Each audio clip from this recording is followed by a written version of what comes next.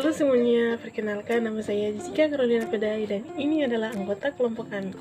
Tujuan dari pembuatan video ini adalah untuk memaparkan tugas formasi kelautan Universitas Hangtua Surabaya dengan judul sumber daya hayati laut alga sebagai antivirus. Alga merupakan organisme akuatik yang hidup pada air tawar maupun air laut. Ukuran alga terbagi menjadi dua, yaitu mikroalga dan makroalga. Yang pertama, mikroalga merupakan organisme uniseluler yang berukuran mulai dari 1 mikro hingga ratusan mikrometer. Sedangkan makroalga secara ilmiah didefinisikan sebagai alga berukuran besar, mulai dari beberapa sentimeter sampai bermeter-meter. Berdasarkan bentuk hidup alga, antara lain, alga bentik merupakan sekelompok alga yang hidup menempel pada beragam substrat. Bentik merupakan penyumbang besar dalam produktivitas perairan. Selain sebagai produsen, alga ini dapat dijadikan sebagai informasi kualitas perairan. Alga yang bersifat bentik digolongkan menjadi alga epilitik, epipalik, epititik, dan epizoik. Alga epilitik merupakan organisme akuatik bersifat bentik yang hidup menempel pada substrat batu. Alga jenis ini lebih kuat dalam menanggapi perubahan nutrisi, suhu, dan faktor lainnya. Faktor penting yang mempengaruhi kehidupan alga epilitik adalah cahaya yang berfungsi untuk berfotosintesis. Keadaan lingkungan baik secara fisika, kimia, maupun biologi dapat menentukan jenis dan kelimpahan populasi alga epilitik. Habitat alga epilitik biasanya berada pada daerah dasar yang memiliki arus yang kurang cepat. Beberapa spesies alga epilitik ditemukan pada tempat yang berbeda. Jenis alga epilitik pada zona ini antara lain Bangia anthropurpurea dan Olotripzonata. Sedangkan Cladophora glomerata ditemukan pada daerah perairan yang lebih dalam di mana arus tidak cepat. Metode penelitian. Metode yang digunakan. Yang pertama, uji sitotoksisitas flukoidans. Yang kedua, uji aktivitas antiviral flukoidans in vitro. Dan yang terakhir ada uji aktivitas antiviral flukoidans terhadap HSV2 in vivo. Menurut penelitian dari Lee mengatakan GRFT adalah lektin turunan alga merah dari 121 asam amino.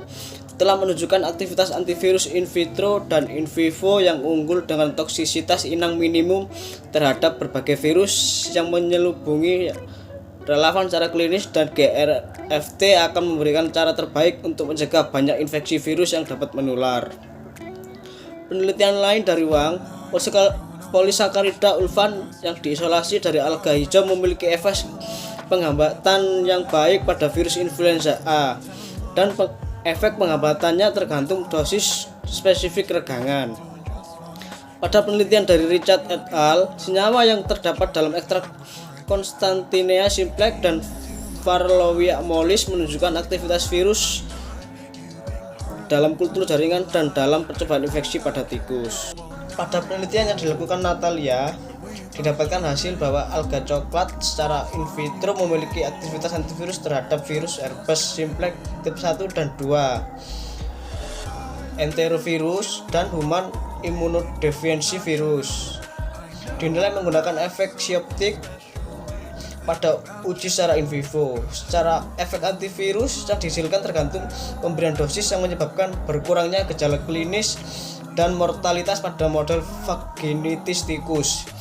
Alga coklat diberikan secara intraperitoneal pada 10 mg per kilogram per hari, memberikan tingkat kelangsungan hidup dari 40 sampai 56% pada tikus yang terinfeksi.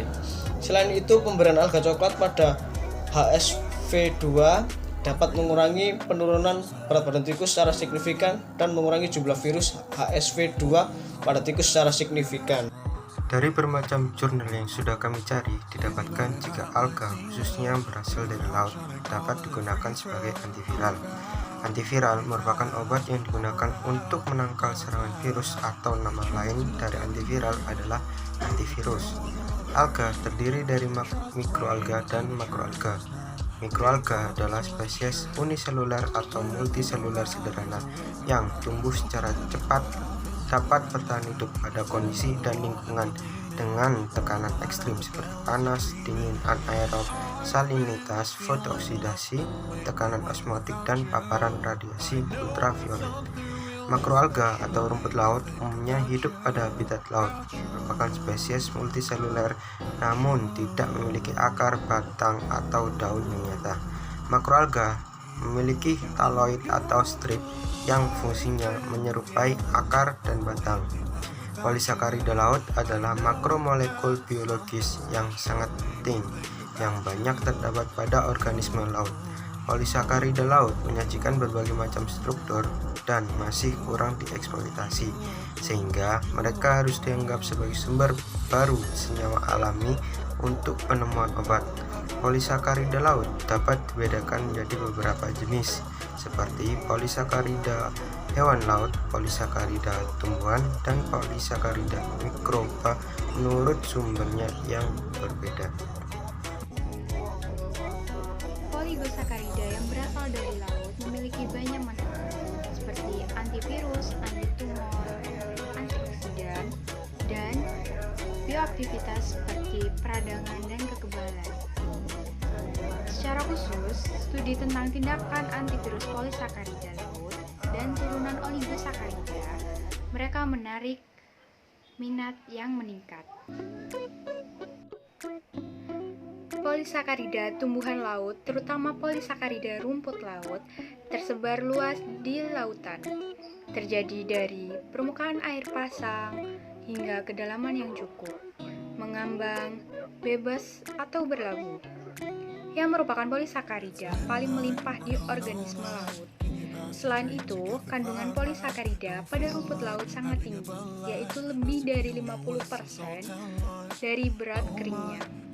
Sehingga, polisakarida rumput laut merupakan sumber daya yang sangat penting untuk pengembangan obat polisakarida laut.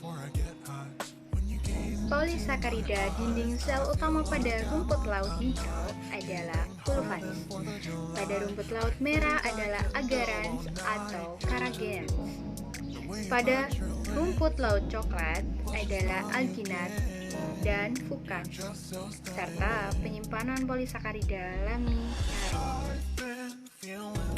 Polisakarida laut, terutama polisakarida yang berasal dari rumput laut, memiliki banyak keuntungan, seperti biaya produksi yang relatif rendah, spektrum sifat antivirus yang luas, sitotoksitas rendah, dan akseptabilitas yang luas yang menunjukkan polisakarida laut pantas untuk diselidiki lebih lanjut sebagai antivirus yang menjanjikan, digunakan sendiri atau dalam kombinasi dengan obat yang ada.